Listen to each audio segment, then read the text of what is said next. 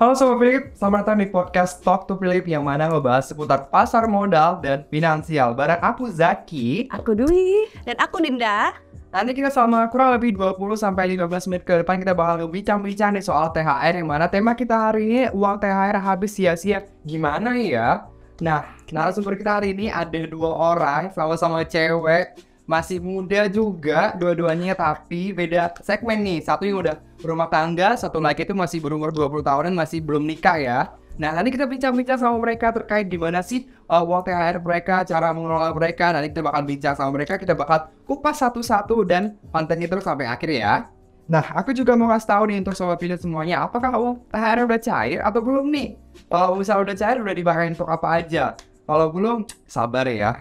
Emang lagi ujian kali ya. Tapi kalau misalnya ngomong-ngomong soal THR nih, aku penasaran banget deh. Karena aku sendiri nih kadang-kadang suka kayak lupa gitu, kadang berkedok self reward gitu kan. Kadang aduh udah THR nih cair gitu kan. Kayak pengen beli ini, pengen beli itu, pasti banyak banget keinginan, tapi tiba-tiba uangnya habis, loss gitu. Jadi kayak menyesal di kemudian hari. Tapi aku kepo nih dari narasumber kita hari ini, gimana nih kalau dari Dwi dulu deh. Gimana tanggapannya terkait self reward nih yang ya anak-anak zaman sekarang lah istilahnya. Self reward kalau aku tentunya mungkin bukan pemborosan ya. Lebih tepatnya menempatkan pada porsinya masing-masing. Jadi sebelum aku belanja yang mungkin tadi dibilang berkedok self reward, tapi ya jadi aku harus memporsikan itu dulu, baru melakukan beli-belilah yang menurutku itu juga sebagai tambahan ya, hiburan untuk aku sendiri gitu. Oke, tapi kalau misalnya kita flashback lagi nih ke masa lalu, apakah Dwi itu pernah kayak self reward untuk diri sendiri gitu? Self reward aku itu jadi yang sudah aku porsikan itu semuanya tertata dan mungkin sudah terbayarkan semua, itu sudah salah satu self rewardnya aku gitu. Nah, untuk plusnya ya bonus, ya wajar lah ya, perempuan maunya yang tadi lipstiknya cuma satu, warna korak, aku mau warna pink ya. Ya nggak tahu ya itu nanti buat apa, tapi mungkin buat kondangan suatu hari nanti. Jadi pokoknya aku punya lah lebih dari satu, ya itu salah satu self reward juga untuk aku gitu. Kebutuhan juga ya? Betul, tapi entah itu kapan ya, tapi di saat itu aku belum butuh, tapi pasti aku belilah satu lagi. Itu dari perspektif ibu rumah tangga nih, punya anak satu ya. Kalau misalnya dari Dinda sendiri nih gimana nih? Aku kepo deh. Kalau menurut aku tanggapan buat orang-orang yang suka belanja gitu ya. Kalau menurut aku sih sah-sah aja gitu ya. Mungkin mereka beli karena barang itu lucu, atau mungkin barang itu lagi promo gitu ya. Walaupun ya buat mereka nggak butuh-butuh banget gitu. Cuman kalau untuk beli sih aku bilang nggak masalah. Aku sendiri pun pribadi jujur aku suka belanja gitu. Entah itu belanja cuman karena lucu, cuman karena promo, atau emang suatu keinginan gitu. Dan mungkin ini kan kita gunain pakai uang THR gitu ya. Mungkin juga kalau misalnya aku pribadi, kalau misalnya emang dari uang gaji gitu, terus pingin beli sesuatu, tapi dari uang gaji itu mungkin belum mencukupi, maksudnya kayak masih bisa buat keperluan lain gitu. Jadi ketika aku dapat uang THR, ya udah mau nggak mau aku langsung beli yang aku pingin gitu. Kadang kita lagi lihat-lihat online shop atau lihat Instagram mungkin yang kita udah lupa sama barang itu, terus tiba-tiba muncul lagi gitu ya. Jadi akhirnya kita beli gitu. Takutnya ketika kita nggak jadi beli gitu, terus tiba-tiba ada temen nih yang udah beli barang yang kita mau gitu. Terus pas kita lihat akhirnya kita nyesel gitu kan, kenapa nggak kita duluan nih yang beli ya, gitu. Kalau menurut aku gitu sih. Jadi kalau pulang kepikiran ya kalau betul gitu, karena aku suka jajan gitu. Walaupun suka jajan tapi nggak ngurus ke orang. Oke, ini menarik banget nih soal apa namanya? Self reward tadi, kayak beli kebutuhan atau apapun itu. Tapi kamu tuh ada kayak nge-forces nggak sih, misalnya dari THR aku misalnya let's say 5 juta nih, aku mau habisin 2,5 juta untuk belanja kebutuhan baju, skincare. Kan cewek-cewek pasti kan skincare banget nih, lipstick, make up, apalagi fashion itu kan jadi nomor satu, fashion, baju, segala macam. Kalau Dinda gimana?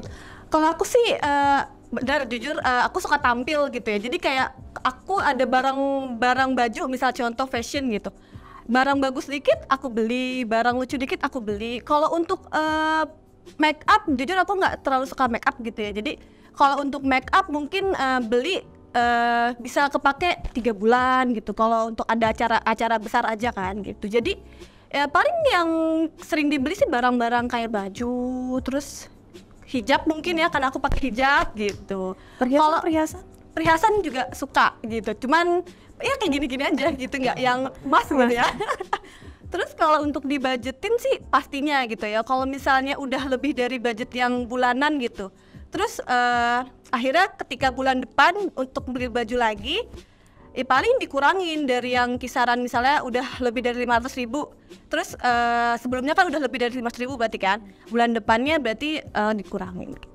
Oke, tapi kalau misal lebih spesifik lagi nih, berapa banyak sih misalnya uang yang kamu habiskan untuk THR gitu loh? Kalau untuk THR sendiri mungkin karena uang THR itu kan juga bukan milik kita seutuhnya gitu ya. Kita iya betul, kita harus bisa bayar zakat gitu kan. Karena kan kalau zakat itu kan harus dinomor-satukan dulu gitu ya. Jadi zakat dulu nih kalau udah bayar, terus baru aku kasih ke orang tua. Itu pasti nomor yang kedua gitu ya. Terus karena aku masih punya adik gitu ya, 2 gitu. Jadi kayak aku ngasih ke adik-adik aku. Terus aku juga udah punya ponakan, jadi aku harus kasih ponakan aku. Terus iya, betul sekali. Terus karena aku sepupunya masih kecil-kecil juga, jadi ya buat mereka juga gitu. Terus selebihnya sih paling bantu mama gitu ya, karena kan kalau misalnya edisi lebaran kan pasti kita open house gitu ya. Terus kayak gak mungkin dong di rumah kosong gitu, nggak ada makanan. Pasti kan kita punya ketupat gitu kan, makanan lain, terus kue-kue kering mungkin gitu sih. Terus kalau misalnya untuk baju lebaran pasti kita beli lah ya gitu. Kompak nggak sama keluarga lo? Betul, kompak gitu. Jadi kebutuhannya banyak banget ya, dari untuk kebutuhan rumah, untuk adik, untuk kakak, untuk keponakan, untuk adik-adik kecilnya segala macam. Tapi kalau misalnya dari kacamata Dwi nih, gimana tuh? Kalau alokasi dana THR-nya tuh kemana aja kan? Kalau Dinda kan masih single, ini belum ada. Betul. Coming soon lah ya. Walaupun tanggungannya juga banyak gitu ya. Tapi kalau dari mata Dwi sendiri gimana nih? Aku nggak jauh ya dari Dinda tuh ya, mungkin ada tambahan sedikit sih, namanya ada mertua, ada anak kan, apalagi ada suami juga. Terus ya pasti makanan lah, yang ketupat dan lain-lain itu udah pasti gitu. Cuma mungkin nambahin lagi kanan kiri kita lah ya yang kurang beruntung, terus sedikit lah ada porsinya untuk mereka gitu. Tapi secara keseluruhan aku sebisa mungkin akan menyisihkan THR itu. Jadi nggak 100% aku gunain untuk dialokasi di saat lebaran aja. Nah, aku mau nanya lagi nih sama Dinda nih, kan udah dibagi-bagi nih dari alokasi nih uang THR kemana-mana. Masih ada nggak sih sisanya nih Dinda? Masih ada, alhamdulillahnya masih ada. Gitu. Kemana tuh? Kalau misalnya untuk sisa sih pasti untuk ditabung gitu ya. Pertama sih pastinya nabungnya ke mamah gitu ya. Terus yang kedua pasti ke bank gitu. Kalau ke bank tuh karena ketika kita perlu gitu, ada dana darurat gitu kan, dadakan iya, terus kita butuhnya tuh urgent gitu kan, mau gak mau kan kita harus tarik cepat gitu. Jadi kan kita mau gak mau nariknya di bank atau enggak ke mamah tuh yang tadi aku bilang gitu. Terus yang terakhir sih paling aku investasinya di reksadana pasar uang gitu. Berarti emang udah menjadi di pos-posin ya dari diri sendiri ya, reksadana pasar uang, terus juga tabung untuk dana ke bank gitu ya. Wow, sangat ini banget ya, profesional banget nih, udah dipersiapkan matang nih ya, biar nggak rugi ya untuk masa jangka panjang juga. Karena kan aku juga masih kuliah gitu, jadi harus dibatasin. Setuju. Tapi kalau dari Dwi sendiri nih gimana tuh? Aku masih ada Sisanya nih? Iya. Lengkap nih jangan-jangan? Enggak sih, masih ada kepakai ya sedikit gitu. Tapi uang apapun yang masuk sih, nggak hanya THR, memang aku pasti gimana caranya itu disisihkan gitu. Nah untuk THR ini sendiri dari tahun ke tahun sih, dari sebelum menikah pun juga aku sudah menyisihkan gitu. Untuk kemananya ya prepare ya untuk persiapan jangka panjang ya. Nah untuk kemananya itu ya tergantung sih saat itu yang apa ya, menurut aku yang lebih besar memberikan keuntungan itu apa gitu. Karena kan kalau ya pasti ada tabungan, ada kayak tadi Dinda bilang ya, uang kan ada yang apa ya, ada kebutuhan yang tidak diduga, ya betul, diduga yang memang harus tarik gitu, harus cepat ya. Jadi mau nggak mau memang harus menyisihkan untuk di tabungan. Tapi untuk lain dari itu, aku juga investasi gitu. Kalau mau yang saset-saset ya reksadana gitu. Aku belinya juga di Poems ID ya gitu. Selain reksadana juga kalau misalkan ada produk pemerintah yang lagi keluar tuh, aku juga beli. Tentunya di Poems ID juga gitu. Aku beli, jadi aku investasi walaupun itu jangka panjang, tapi kan tiap bulan aku dapat imbal hasil lah atau kupon. Nah itu bisa lah sebagai tambahan aku tiap bulan gitu. Kalau untuk saham, aku juga investasi lah ya di saham, tapi ya tergantung ya saat itu momennya apa gitu. Misalkan kalau untuk THR kan berarti itu setelah libur atau setelah momen lebaran gitu. Kalau momen lebaran, aku tunggu dulu nih, ini lagi momennya apa. Tapi kalau misalnya sebelum lebaran, ya pasti aku akan masukin tuh sedikit karena kan ada momen lebaran ya, banyak orang belanja. Nggak cuma kebutuhan rumah tangga ya, pasti ada baju dan lain-lain. Ya udah kita lihat aja sahamnya apa yang kemungkinan akan terdampak gitu. Ya kurang lebih situ sih. Ya aku semuanya beli di Poems ID lah ya. Oke, nah menarik nih. Aku lebih mau kupas tuntas lagi nih. Kan ada reksadana, Ya. ada tadi mau beli surat berharga negara juga, Betul. sama saham juga. Betul. Kenapa memilih 3 instrumen ini sebagai pilihan yang tepat nih bagi Dwi sendiri? Kalau aku namanya investasi tuh jangan pernah taruh telur ya di satu ranjang lah ya. Itu udah mungkin udah terbiasa terdengar ya. Ya mungkin itu sih, aku mendiversifikasikan investasi aku dimanapun gitu. Bukan berarti aku takut akan rugi ya, karena memang semua investasi pasti ada rugi ya Dinda ya gitu ya. Aku hanya antisipasi, ya namanya ibu-ibu ya, maunya untung, ruginya dikit aja kalau bisa gitu ya, kurang lebih. Buat anak gitu. Iya betul. Nah terus ya udah aku gimana caranya mengoptimalkan lah keuntungan aku itu di mana, atau meminimalisir sedikit kerugian aku di mana. Aku mendiversifikasikan itu gitu. Tapi aku nggak tutup mata sih, pasti ada investasi, pasti ada ruginya gitu. Tapi gimana caranya, namanya kerugian kan, kalau kita bilang rugi berarti kita sudah menjual itu. Benar. Dan itu rugi kan, baru kita terima. Kalau kita belum jual apapun ya bentuknya ya investasi itu gitu, atau kita keluar dari investasi itu gitu, ya berarti kita belum rugi kan, baru tercatat rugi saja, kemungkinan rugi ya, tercatat kemungkinan rugi, tapi kan secara nyata kita belum rugi itu gitu, paham seperti itu. Wah, banyak banget dapat ilmu nih sobat pilih semuanya dari Dwi nih ya. Nah, tadi dari kacamata Dwi ya, coba kita tanya dari kacamata Dinda nih. Kalau kenapa sih memilih instrumen investasi reksadana sebagai pilihan yang tepat bagi Dinda? Kenapa tuh?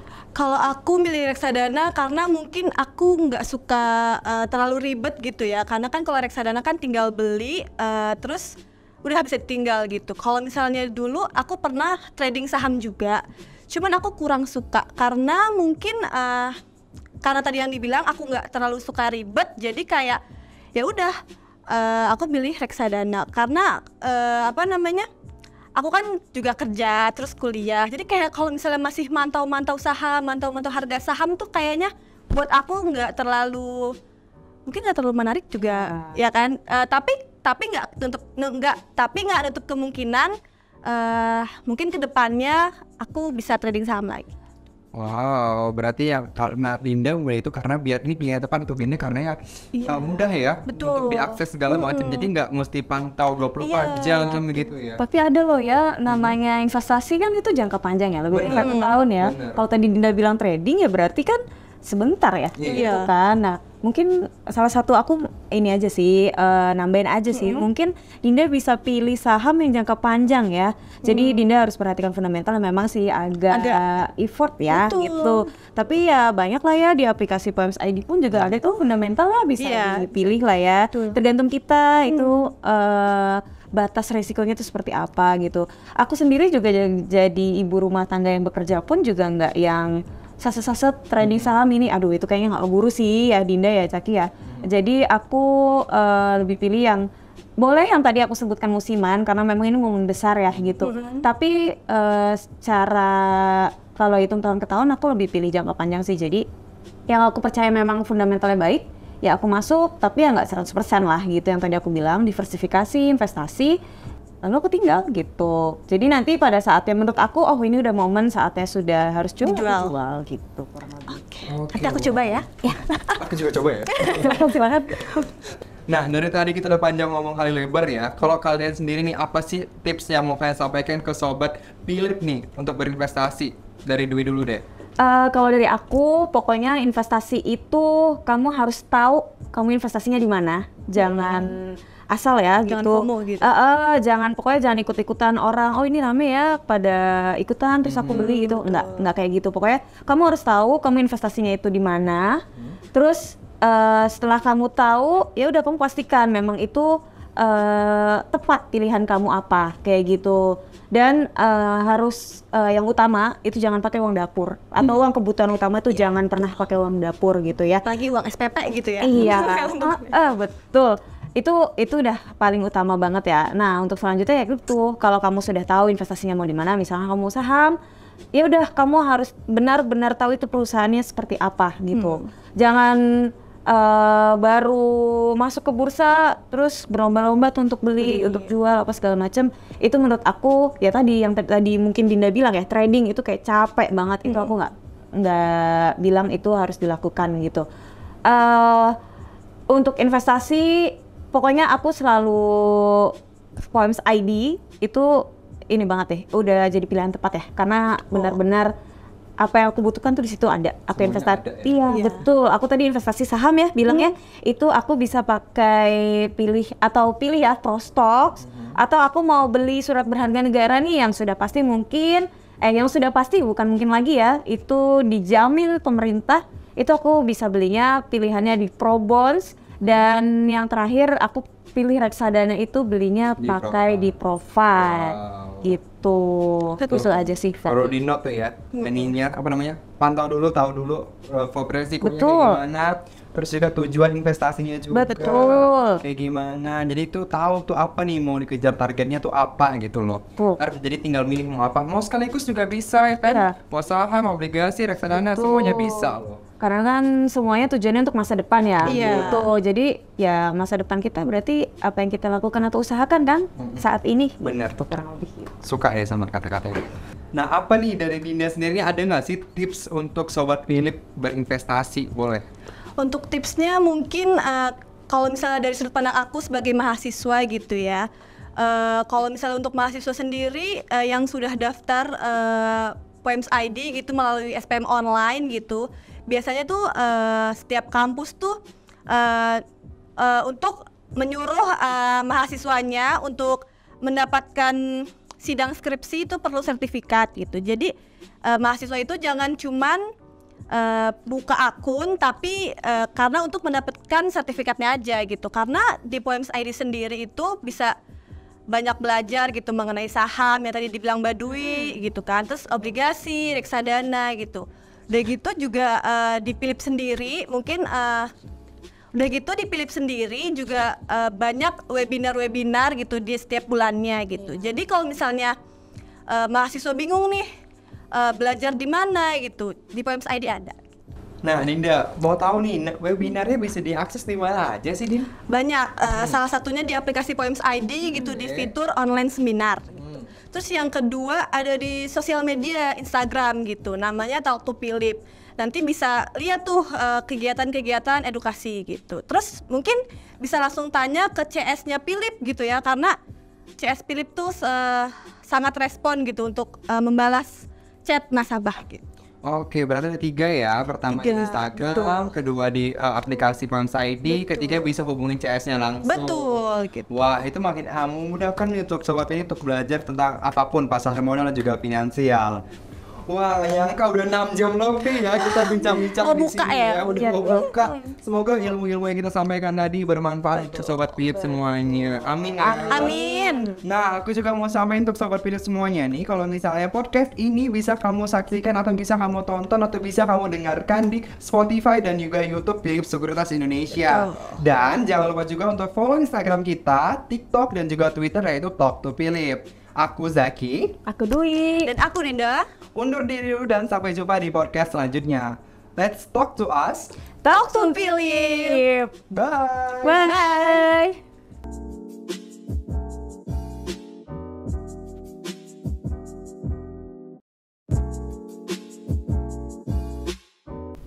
Nah, videonya seru nggak? Kalau seru langsung like, komen, dan share ke teman-teman kamu. Dan yang paling penting jangan lupa subscribe channel YouTube Philip Sekuritas Indonesia. Kalau kamu ada pertanyaan langsung tulis di bawah ya. Sampai jumpa di video selanjutnya.